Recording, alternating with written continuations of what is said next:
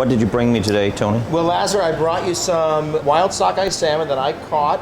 Where I was an apprentice years ago, this is how we cook the salmon. Take this fish here and cut it out a little bit different. I have a little mixture here of wild mushrooms and wild rice. It's gonna give flavor to the rice that we use the fish right on top of it. And You're almost shaving it. yeah, if you don't want to use wild rice, you can use regular rice or any kind of grain.